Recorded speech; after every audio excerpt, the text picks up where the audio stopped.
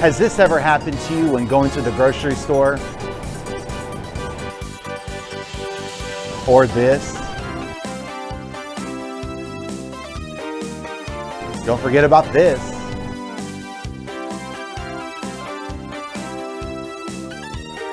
And let's not forget about this.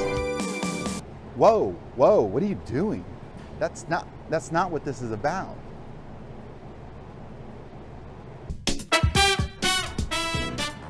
Now, it's extremely easy to understand how picking a watermelon can be so confusing. There's so much information out there, like you need to get a metric scale and check the weight. You need to take a look at the color. If it's bright green, then you know. I only pick watermelon that are naturally organically grown. Was there a lot of rain this last growing season? Was there a male watermelon available? Stop. Let's just cut through all that. You can't actually see what's inside the watermelon until you actually get inside. Fact. I don't believe you. These are best methods for picking a ripe, juicy, sweet watermelon. When you're at your grocery store, first step, check the weight. You pick it up and it feels heavy. When doing this method, you want to pick up at least 2 watermelons carefully and check each other's weight. See if they compare. Are they the same? Next up, now, it may be too good to be true, but a watermelon that's smooth, perfect, nice, oval, egg shaped, no dents or bruises is going to be a really good watermelon.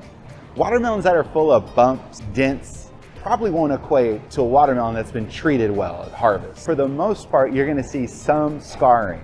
I mean, we're talking, it's got to be a really, really big difference. Don't choose that watermelon.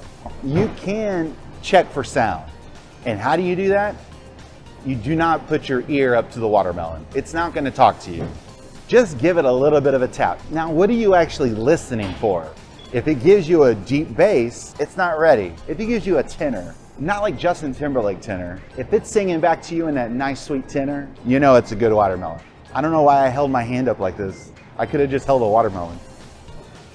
And probably for most of you, you're waiting for me to get to this one. Check the field spot. Hey, what's a field spot? A field spot is that part of the watermelon that is much lighter than color and not green.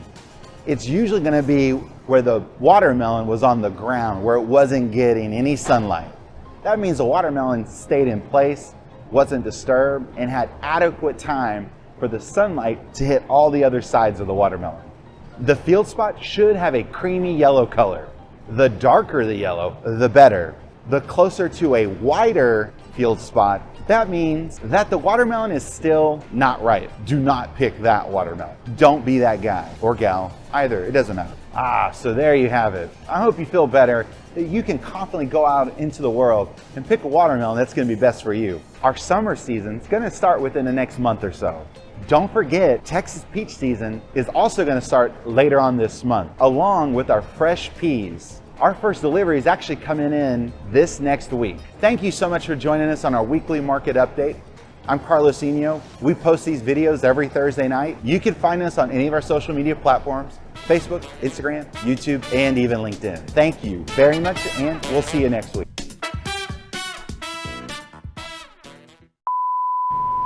Have you ever been to the grocery store and this has happened to you? You know, the summer season's coming right upon us.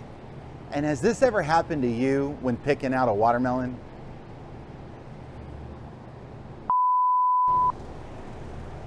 Has this ever happened to you?